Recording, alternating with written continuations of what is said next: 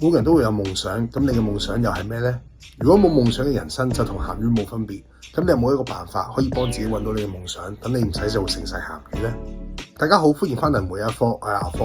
我哋呢個頻道咧，每個禮拜咧都會同大家分享下唔同嘅所見所聞啦，同埋講唔同嘅話題噶，用沖一個杯麵嘅時間同大家一齊 brainstorm thinking。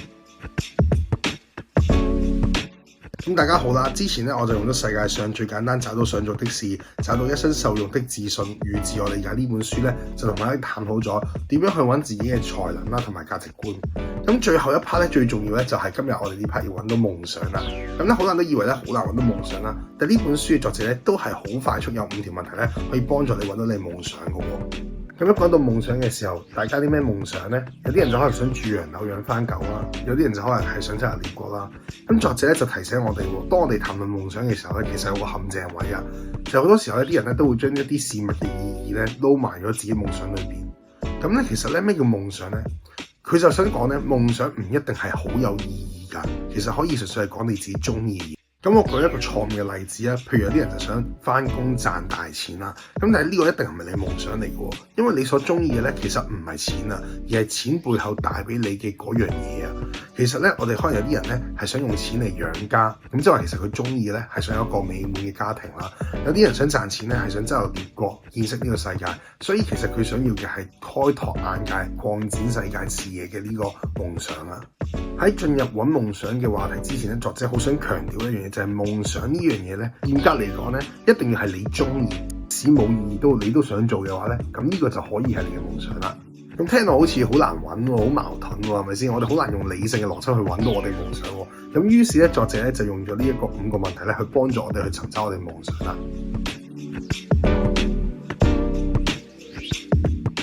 第一條問題啦，就係講緊有啲乜嘢事情咧，係你願意使錢都好，都願意去學習嘅咧。咁呢樣嘢咧，有機會係你嘅夢想啦。作者指出咧，如果一件事情咧，佢未必好有意義啦，但可能真係你好有興趣去學習嘅咧，咁其實嗰啲先係你嘅夢想。咁點解你要講使錢呢樣嘢咧？就係因為有陣時候咧，我哋會誤以為自己好有興趣一啲嘢㗎。嗱，譬如當我話我好有興趣去試下玩攀石啊，但係當我知道攀石要俾錢嘅時候，我就唔去嘅話咧，其實證明咗我對攀石嘅愛根本就唔夠愛，佢未必係我嘅夢想興趣。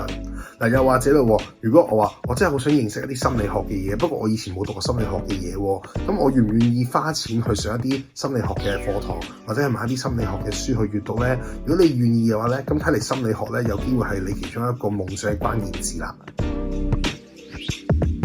第二條問題咧就係講緊你嘅書架同埋書櫃上邊咧最多咩內容嘅書啦。咁其實同你啱啱第一條嘅邏輯咧好似嘅，都係講緊就係如果一種知識或者啲知識其實係可能係你平時學唔到嘅，或者係你平時唔會課堂裏邊教嘅，不過你真係好願意去花錢去買本書翻嚟學嘅，咁嗰樣嘢咧好有機會都係同你嘅夢想息息相關嘅。咁但係咧現今世代咧真係好少人會睇書嘅，亦都好多人咧可能會轉咗電子書喎，其實都得嘅。咁咧譬如我舉個例子啊，你好中意睇一個 YouTuber，然後你加入咗佢會員就睇嗰啲一啲會員嘅片，因為你好想睇到某一類型嘅內容嘅片，咁嗰種內容嘅片咧都可以成為咗你夢想嘅關鍵字嘅。又或者咧，你日常生活裏邊咧有陣時候真係會願意使錢去裝一啲 course 啊，或者裝一啲DIY 工作坊咁樣啦。咁嗰類型嘅，即係嗰啲工作坊嘅類型咧，都可以成為你呢一個關鍵字之一嘅。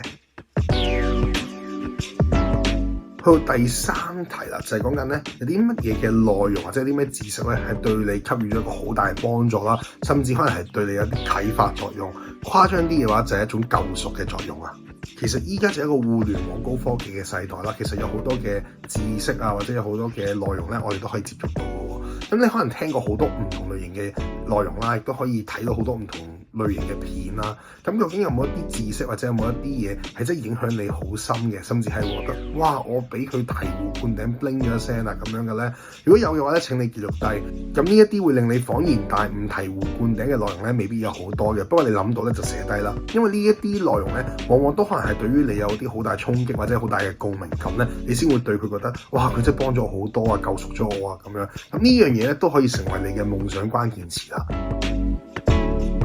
第4條問題啦，就係講緊我哋有冇啲想感謝嘅事物啦，或者係一啲人。我哋人生世上咧經歷咗咁多樣嘢咧，同埋見過唔同嘅人咧，或多或少都會對我哋有少少嘅影響嘅。但係當中有啲人咧，可能佢對我哋影響好大啦，或者啲事情發生咗之後咧，會令我哋好有唔同嘅覺悟啊，或者學到唔同嘅嘢啦。咁有冇一啲事情即係你覺得係對佢好感恩，佢發生咗喺你人生裏邊，或者有冇啲人你對佢好感激，因為可能佢對你做咗唔同嘅事情，或者幫咗你唔同嘅嘢。無論你想感謝嘅人咧係男女老幼，你想感謝嘅事物咧係偉大定係渺小都好，你都可以記錄低嘅喎。同埋你可以寫低呢樣嘢對你有啲咩影響啦，同埋你感謝佢哋嘅原因啊。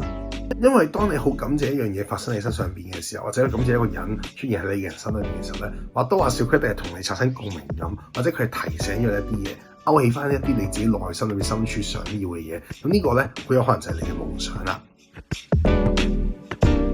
去到第5題啦，就係講緊你對於呢個世界咧有冇啲咩不滿啊，或者你想俾一啲咩意見啊，有啲咩夢想投放翻喺呢個世界上邊啊？呢條問題咧聽落好似好空泛啦，而實際上咧你答嘅嘢都可以好空泛嘅喎。嗱，即係好似當你自己係耶穌啊！如果你依家覺得呢個世界有啲咩不滿咧，有啲咩係可以改善嘅咧，你有啲咩係想推向你覺得係完美嘅烏托邦咧？咁假如你真係有個超能力可以一撻手指啦，你想改變啲乜嘢咧？呢啲答案咧係可以好不切實際啦，亦都可以係天馬行空都得嘅喎。咁但係咧呢個可能就真係你嘅夢想啦。咁你就可以咧嘗試去寫低啦，無論係幾荒唐或者幾咁唔現實都好，你都可以寫低，因為呢個咧就反映緊你內心裏邊即使做唔到都想要嘅嘢。咁呢個就可能係你夢想其中一個關鍵詞啦。嗱，舉個例子啊，譬如咧，站於我嘅主觀認為咧，依家呢個世界嘅人咧，好多都係太過感性啊，同埋好沉迷於呢種情感上嘅需要啊，咁樣啦。咁我就希望其實呢個世界上，如果大家可以理性少少啦，或者可以嘗試去同大家理性去探討唔同話題嘅話咧，咁可能呢個世界就會更加美好啦。咁呢一個我對於理性嘅追求咧，好有可能都係關於我嘅夢想有關嘅喎。咁所以我都會將理性啦，或者係尋求理性呢兩個詞語咧，我會寫低變成個關鍵字啦。咁今日嘅影片咧可能會比較短少少啦，因為佢真係好直接去講出你嘅夢想嘅內容啦，同埋佢好直接同你講就係你有好多自己想要嘅嘢，未必真係你想要嘅嘢，而你以為你嘅夢想咧，亦都未必真係代表住你夢想嘅價值嘅喎，即係你要揾翻自己嘅夢想個根本係乜嘢，或者你要點樣揾到你個夢想嘅關鍵詞咧？咁作者就俾咗5個問題你去揾啦。咁其實真係好實用、好方便嘅。咁希望大家可以透過呢條影片咧，都揾到你自己嘅夢想啦。咁我哋之前就揾咗呢個價值觀同埋才能啦，咁我哋就揾埋夢想咯喎。咁呢3樣嘢點解對我哋人生咁重要咧？當你集齊呢3樣嘢嘅時候，佢又可以點樣改變你人生咧？佢點樣可以幫助你揾到你想做嘅嘢咧？我哋會喺下集分解嘅。咁我哋都可以講少少先啦，就係其實咧，你呢3樣嘢對於你人生最終嘅目標咧，其實係缺一不可噶。你當中咧有夢想同埋有才能咧，其實已經可以幫你做到好多嘅嘢。但係當你配合埋價值觀嘅時候，你先可以達至到一種真正嘅想要或者你真正嘅完美嘅感覺啊！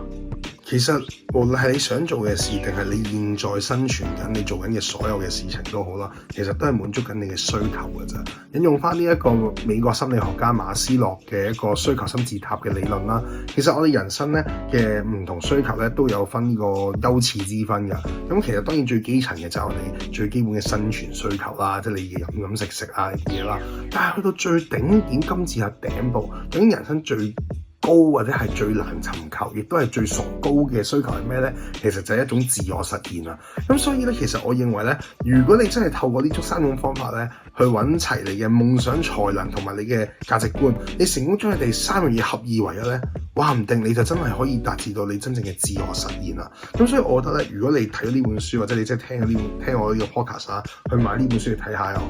或者去 download個網上嘅電子書睇下都好啦。其實你可以真係去吸收下佢裏邊嘅內容啦，嘗試去幫自己做一個好似心理上嘅 body check 咁樣啦，去 check 下自己究竟你想要嘅嘢係乜嘢，你嘅才能、天賦、你嘅價值觀、夢想係乜嘢，你可以 check 晒佢。咁如果咁樣嘅話，我相信可以幫你更加有效地，亦都更早去達到一種自我實現，滿足到你自己人生嘅夢想。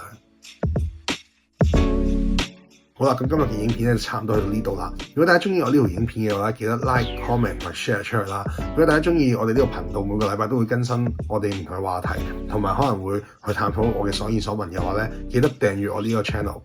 我係阿科，我哋下次再見啦。